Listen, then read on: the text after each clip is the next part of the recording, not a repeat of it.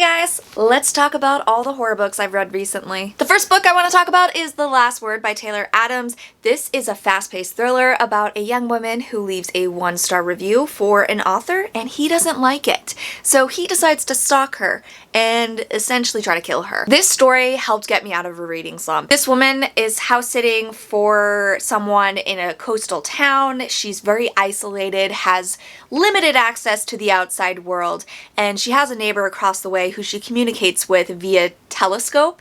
So it's just really interesting how the story plays out and how those two communicate, and she starts seeing things at night, and it's just really well told where it starts to creep me out because she's in this old house, she's hearing noises, she's seeing things that she's not sure if they're there or not, and it just really unsettled me. It made me have bad dreams one night, not going to lie. I just really enjoyed the protagonist. I loved the whole buildup of these two characters kind of messing with each other, where she's being messed with and she doesn't know if it's in her head or not, and then slowly things get amped up. There was just a really eerie feeling throughout the story. It reminded me of When a Stranger Calls and even moments of Scream. It just felt like old school slasher until it wasn't. And I think that once the action picks up, the action is very descriptive, very well done, but I found that I got a little bored after that point. I found it more exciting, the buildup and anticipation of what is this guy gonna do to her. There's also a lot of stuff that happens with a dog. This woman has a dog. He's her lifeline, basically, her child, which I can totally relate to because I'm a dog mom and I'm obsessed with my dog, and this guy messes with her dog, and that stuff messed me up. It was really hard to read, but I love that she does not back down. She fights for him, and it's just really interesting because this character, she's going through something horrible, and she really regains her will to live throughout this whole ordeal, and I thought it was fun and twisty. Some of the twists were a little predictable, but some of them weren't. I couldn't predict them, and I just think it was a fun ride. I highly recommend it, especially if you're just looking for something quick, something to help you get out of that reading slump. This is a good option. Then I was in the mood for a quick Halloween read, and that is Kill Your Pumpkins by Judith Sonnett. This is a Halloween anthology novella, and it's not as extreme as Judith's other works, but it's still pretty brutal at times. There are, I believe, 4 different stories that all center on Halloween, and they're all interconnected, which is really cool because a lot of short story collections like this, they don't really connect and interweave very well, but I thought that this story is wrapped up pretty nicely. There is a central character that is kind of this serial killer figure that is dead, but his spirit lives on kind of thing, and I believe that the author incorporated their friends and real life authors in this story. There's a story that centers on a podcast episode on Halloween that goes horribly wrong, a haunted corn maze where the action kicks off and is horribly wrong, 2 people that are out having fun on Halloween and it goes wrong. Obviously everything goes wrong. It's a horror story, but I just love that it was filled with those Halloween vibes that I was looking for. It was very atmospheric and it was quick. So I think if you're in the mood for something Halloween-y, pick this up. But be warned that there is some dark and disturbing stuff in there. Then I heard Gabby Reed's raving about this book called At Home with the Horrors. So this is a collection of 14 chilling tales. I'm not a huge short story reader, but I actually really did enjoy this one. I devoured it pretty much within a day or two. A lot of the stories revolve around relationships, marriages, couples going through stuff, and there was a lot of stories about grief and dying and stuff like that. So there were a lot of interesting themes throughout the story, and I think that some of the stories really stood out to me. I think the first half of this collection was really strong, and then towards the end they were just kind of, it petered out a bit. I think that this would have benefited from being a little shorter. I don't think all 14 stories were great. This woman who would communicate with her mother who passed away by going under hypnosis. There was this other woman who kept receiving phone calls from her husband who was tragically killed, and she would kind of relive that day like a Groundhog Day. And there was this other story about this couple who kept experiencing this weird visitor outside their home every night. It felt very Twilight Zone-esque, some of these stories, and I loved that whole vibe. But then there were times where stories would focus on people doing their jobs. Like the last story was wicked long, and it was focused on this woman who was like a librarian, and it literally followed her through her everyday process of being a librarian. I swear to God, it felt torturous. I was like, I go to work all day. I pick up a book to escape. I don't want to follow someone doing their daily tasks. And I think that was like a little bit of my concern about this book, is that some of the stuff could have been edited down. Like, you don't need to, she woke up, she stepped out of bed, she walked over here and brushed her hair. There was a lot of stuff like that, and stuff like that is very amateur to me, and it drives me nuts. But a lot of the stories were really good. I think if you go into this with an open mind, looking to have some fun, where things don't really make sense sometimes, stories that give you that weird feeling, I think you'll like this one. Then I was still craving that short story collection energy, I guess, and I wanted more Halloween-y vibes. So I picked up a classic, Scary Stories to Tell in the Dark. I actually bought this at Barnes & Noble and then realized I already had an actual collection that I thrifted a few years ago.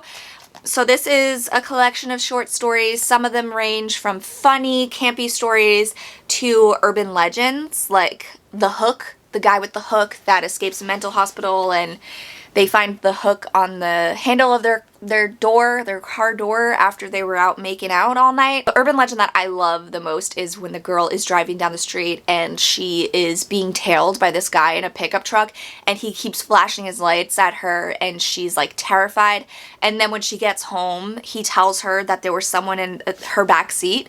That's like the whole opening scene of the urban legend movie. That is chilling. And I thought some of those stories were pretty scary for kids, but I read some of these stories to my nephew and he was like, that's not scary. And he's 5. So the illustrations, terrifying. Like this image, tell me this is not Guillermo del Toro, because this is something he would create, which makes sense because he produced the movie. And then I watched the movie, which I love, and I feel like a lot of people don't give it enough love. But yeah, this is the perfect, quick, Halloween-y read if you're looking for Halloween vibes. Then I picked up Burn the Negative by Josh Winning, and this one centers on a horror movie. This is about a young woman who was a former child star of this horror movie that was cursed, and then years later she's a journalist and she gets assigned to write a story about the reboot, and things that happened in the original film start happening on this film, and people start dying, and she gets wrapped up in that. I love the whole setup of this story. I love the concept of cursed films. It seems to have taken a lot from Poltergeist, which was a cursed film where a lot of bad things happened to people that were involved with the movie, which I think were just coincidence. People died, like the little girl ended up dying years later, this girl who played the sister was killed, and there was just a lot of bad stuff. And I feel like this kind of was inspired by that. I really loved the beginning of this, and I liked the ideas behind it, but then towards the end of the story, I thought it became very convoluted and a little like just far-fetched for me, where these characters are involved in some heavy stuff and they're just able to freely travel wherever they want, and it's like no one is looking for them. The characters felt very hollow, especially the females. Like there's 2 characters that are sisters, and I just didn't get that sisterly connection between them. And also the ending was just meh. What I did like about this is the relationship between the girl and her mother, where you get glimpses of how her mom was essentially a stage mom and she forced her into this situation, and it was a very toxic, abusive relationship.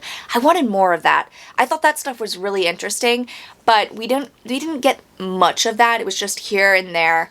And there was relationship drama added into this that didn't really work for me. And I wanted more of the actual horror movie, but we didn't get a lot of that either. Overall, I think this was an average read that I think was fun for the most part, but towards the end I was just ready to get it finished. So I don't know, I'm interested to hear what everybody else thinks because I love the idea. I love the concept. And then I went to Barnes & Noble and found that they had Mr. Magic by Kiersten White. They had it out like 2 weeks early, and I love the concept of this book, and I loved this book. This book is not going to be for everyone, and I know a lot of people had issues with this author's last book, Hide, which I did not read, but now I want to. So this story centers on a group of former child stars who essentially reunite 30 years later to discuss this show and the tragedy behind it. And our lead character doesn't remember her childhood. She doesn't remember being a part of this show. So she is found by the other kids that were on this show, and she kind of joins them along their journey to the reunion, and along the way she's uncovering the mystery of these missing moments, these missing memories in her life. And it's weird. This one is very much a creepypasta style story, and there's bits of mixed media in there interspersed throughout the story where there's blog posts, people on Reddit theorizing about this show because this show was seemingly super popular, but no one really remembers it, and there's no evidence of it online. There's this weird otherworldly vibe throughout the story, and I could not put it down. It reminded me of the creepypasta Candle Cove, which inspired the first season of Channel Zero. It's the exact same setup, and you're following these people as they're uncovering the mystery of this show. And there's not a ton that happens, but there's just this eeriness about it where these characters feel like they're in a different world, and that's the best way I can describe it. It feels like a liminal horror, like Backrooms, where things that are happening feel out of place, they feel like they shouldn't be happening, and I was just so worried and concerned for these characters. They're in this weird house, and they're just in this weird town. There's like no one around. It's just weird is the perfect way to describe it all. And I just loved it. I devoured it. I think that the first half of the story was much stronger than the second half, where it kind of confused me a little bit. But I overall had a really good time reading this, and I think if you're a fan of those creepypasta Backrooms style stories, existential horror where characters are really just trying to come to terms with their life, their past, their future, and all of that stuff, I think you'll really enjoy it. And then when you read the acknowledgments or the author's note, you learn a little bit more of the personal connection this story has to the author, and everything makes a little bit more sense. And I don't want to say anything to spoil it, but overall, I really enjoyed it, and I hope people will give this one a chance, but I know a lot of people won't like it. They'll probably say nothing happens. It's more psychological and a character study and this weird environment. It's just so weird, but I loved every minute of it. So there you have it. Those are all the books I've read recently. Let me know what books you've read recently, if you've read any of the books I talked about, and thank you so much for watching, guys. I will catch you next time.